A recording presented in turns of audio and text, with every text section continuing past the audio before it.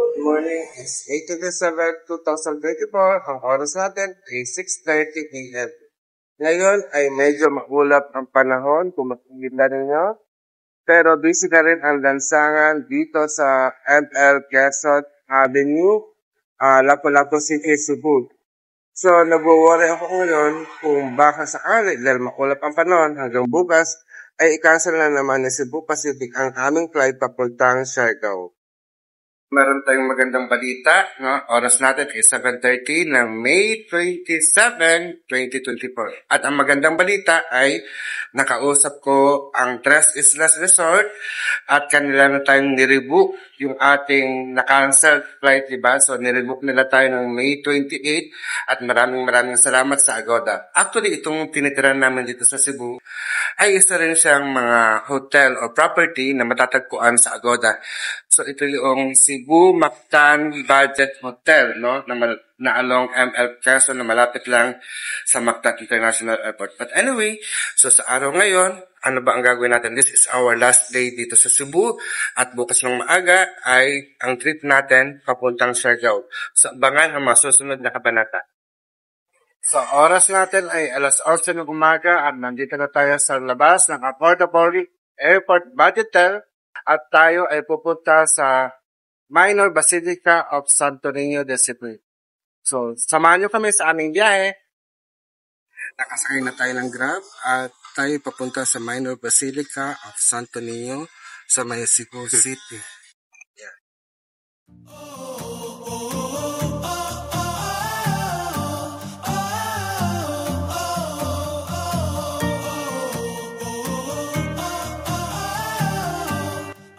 Dito na tayo sa traffic area ng Mandaue City. So at least nakadalawang bayan tayo. Cebu, Lapu-Lapu City at Mandaue City. Mamaya naman ay ang Cebu City.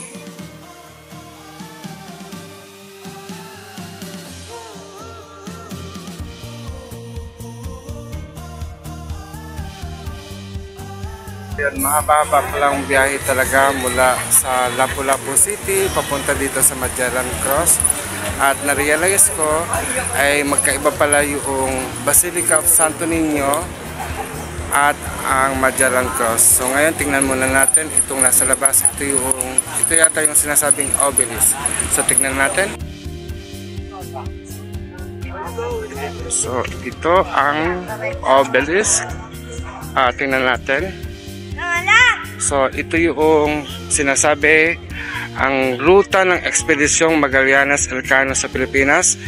Dumaong ang ekspedisyon sa Cebu, isang aktibong puok kalakalan na pinamumunuan ni Raha Humabon, ika-7 ng Abril 1521. Nagpabinyag ang Raha at iba pang mamamayan bilang Kristiyano.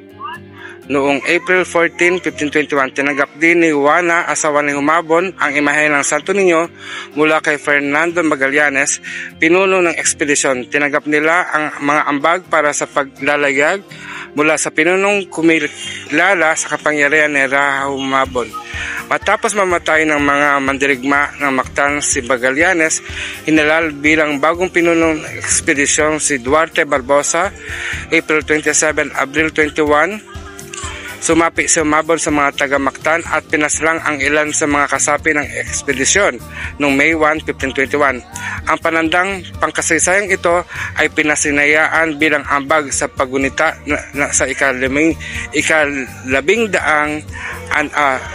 limangdaang anibersaryo ng unang pag-igot sa daigdig. So ito ay yung globe or mapa. So tingnan natin siya, paikot. At yan, ano? So sa harapan, nakikita nyo, nasa globo ang Pilipinas. At ang sa baba nito ay pinakikita ang imahe kung paano ang conversion ng mga pare sa mga taga Cebu. So yan po. So bandang doon, mapapansin ninyo, no, ay makikita natin ang Magellan's Cross. So, lapit tayo doon. Tingnan natin. Andito rin pala yung mga mananayaw ng Santa Cruz ni Magallanes. Later, Ako'y sayo, sabi. ayan, magsasayaw daw siya. So, tingin muna tayo sa cross. Okay, guys. Guys, badak. Balik ka rin po, guys. Badak. So, makikita natin, ito yung cross ni Magellan. So, sabi dito, this cross of Tindalo wood encases the original cross planted by Ferdinand Magellan on this very site on April 21, 1521. So dito ay meron tayong mga matatandang babae na nagpapadasal sa Santa Cruz. So makikita natin sa bubong ay yung itsura ng mga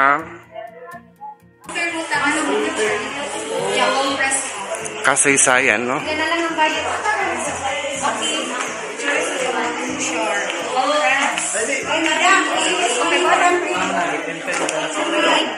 Sinter ang mga papay. Okay. Backward ka gamay natin. Yes, swap ka gamay natin. So talagang umikot lang tayo. So makikita natin na ang gumawa ng bubong ay, o yung kisame, ay si Jerry M. Sol at Just Roa. So makikita. Na ano? Maylin. Pinakamatanda sa inyo? Ito kay Juan ko, 52. 52 ka. Mukha kang bata.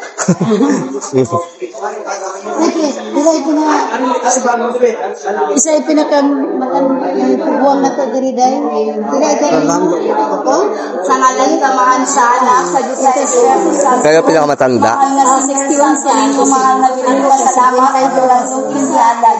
Nag-aampo ka rin mo nagpasalamat, mahal nga Senyor Santo ninyo. Sa iyang mga hiling, ihatag ka niya ang panalangin. Ayuhas siya sa iyang mga sakit. Ayuhas siya sa iyang mga... Saan pinakamatanda? Ihatag ka niya ang grasya.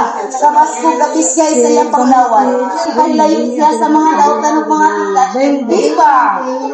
Senyor, Santo ninyo ito. Inatindatin kanyang ihalat pa sa lakas sa iyoran ko. Imuntag kay kabangan. Ihatag ka niya ang grasya. Ilayo mo sila sa mga sakuna o mga tentasyon. Ihatag ka niya ang maglawas kanunay, Senyor Santo ninyo. Pinasingkasing kanyang ihalat. Pasalamat kanunay sa iyang grasya. Viva, Senyor Santo Jesus. Imunta siyang tabangan sa iyang mga balatihan, sa iyang mga kalawasan. Iulit ka niya ang kabasulat talipon. Viva, Senyor Santo ninyo. Amen. Sa ngalan sa mga sa anak ka Diyos sa Espiritu Santo. Ang mga namo nga nakaka sa langit, pagdaygon sa imong ngalan, umahon sa imong Diyos. Patuman ito puti kay sa iyo ka, kay sa kalano na mo sa matag adlaw at ka na makarang adlaw. Masayuan kami sa mga salaman kami kapasayo sa kasalakan namo. Og dili mo kami itugyan sa mga pagsulay, hinuwang iwasa kami sila. Magimaya ka Maria kuno ka sa grasya, ang Ginoong Diyos na nakakanimo bulahan ka, subayan itanan bulahan sa bungas, siyan mga si Jesus. Santa Maria nga inahan ka sa Diyos, gampo mo kami sa lagarog sa orasan sa matay. Amen. Sa ngalan sa mahan sa anak sa Espiritu Santo. Amen. Viva, Senyor Santo. Sa ngalan sa mahan sa anak sa Espiritu Santo. Amen. Kaya sa mahan yawas mo kayo. Mag-wish po kayo, mag-dance kayo.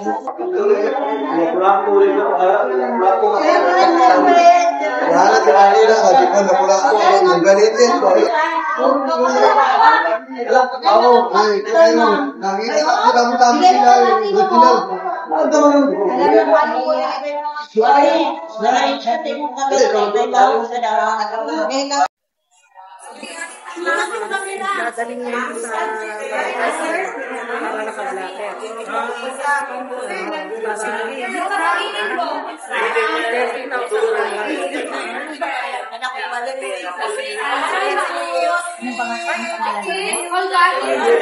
para nakablate. Alam sa mga sa mahal na Senyor Santo ninyo, ano yung ihalat sa atin sa kiyata. Pasalamat sa mga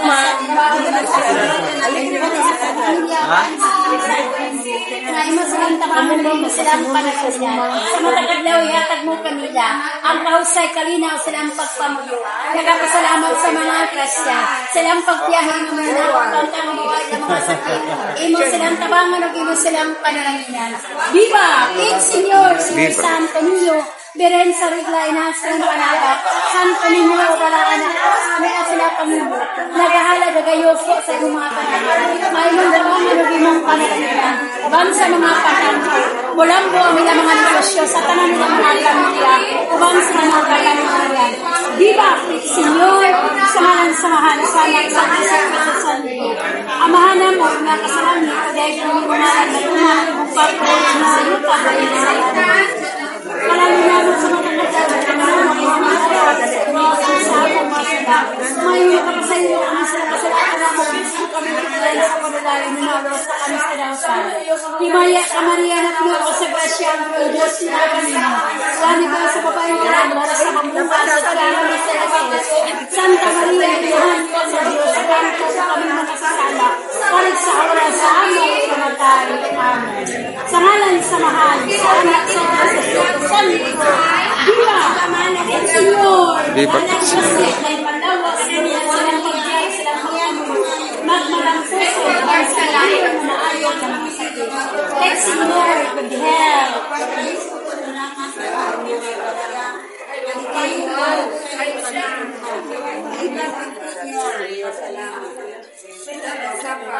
Ito na yung ano.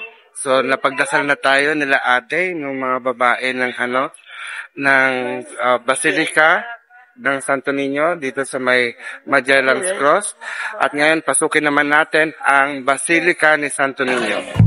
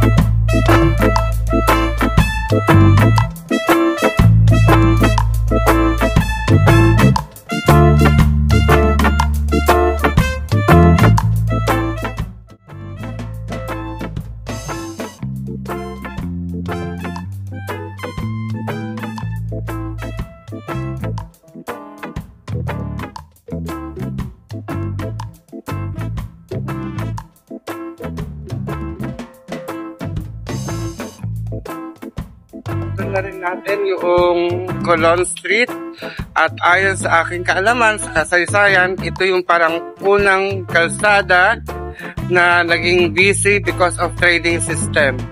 So kung makikita nyo sa time-lapse natin, no, sanga-sanga, actually this is 1, 2, 3, 4, 5. So parang 5 road siya. Kung merong crossroad, ito naman ay hindi siya crossroad kundi Y road. So tignan niyo ha. So dito yung isa, plastic. Tapos pandaroon yung isa, 2, 3, 4, 5.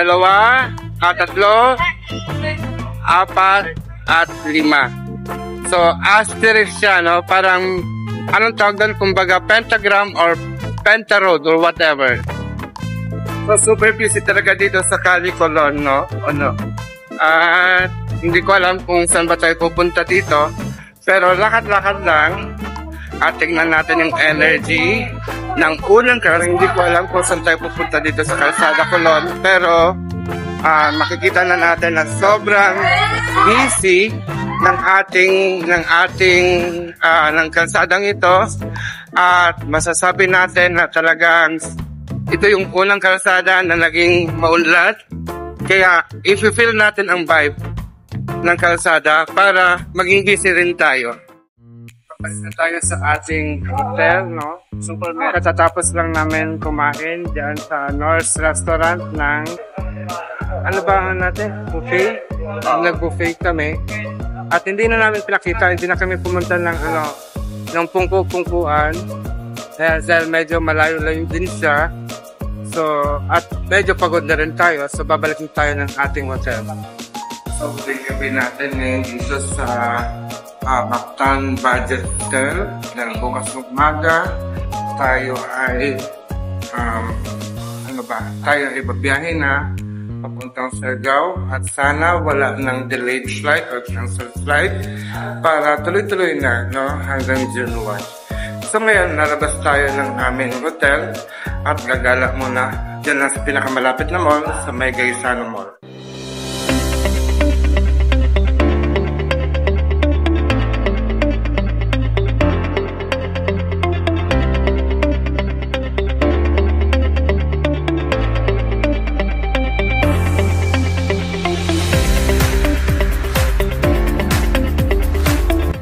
Narating na natin ang ating destinasyon at nandito na tayo ngayon sa Gaisano Mactan Island Mall.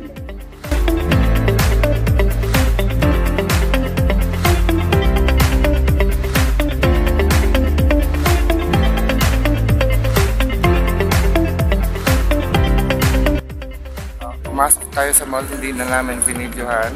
Kung gusto nyo makita, puntahan nyo na lang po, di ba? Pero honestly, naghanap tayo ng kakaiba dito sa Cebu dahil yun nga ang purpose ng pagbabakasyon, no?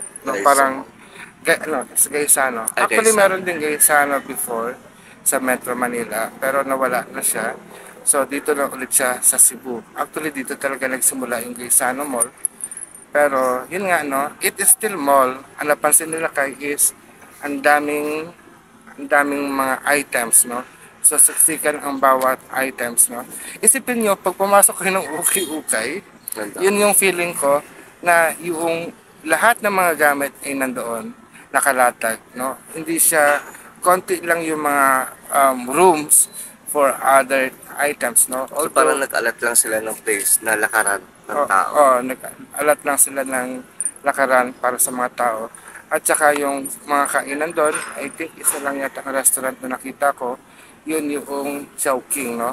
Then sa kabilang building, nandito tayo sa bakanting lote sa likod ng building ng Mactan Island Convention Center na meron ding mga space pero hindi siya ganun katao, no? So nagpunta kami para mag-CR. But then, no, napakaliit lang ng pwesto niya. At dito, kuha tayo ng pwesto, ng time to make a commentary. So, doon na lang. Meron ka pa bang sasabihin? So, parang hindi pa siya masyadong well-developed. Hindi pa siya masyadong well-developed at marami pang space. Although kasi nga, Mactan Island siya, I don't know kung gaano kadami dito compared sa nakita natin kanina sa Colon, no, na super busy. At yan lang ang pagkakamali natin, hindi tayo pumasok sa mga malls na talagang originally dito sa Cebu. So, ito na po ang last day namin. Maraming salamat. Dito sa Mactan Island or Lapu-Lapu City, Mactan Island, Cebu. At bukas ay makikita nyo na kami sa Siargao. So, bye!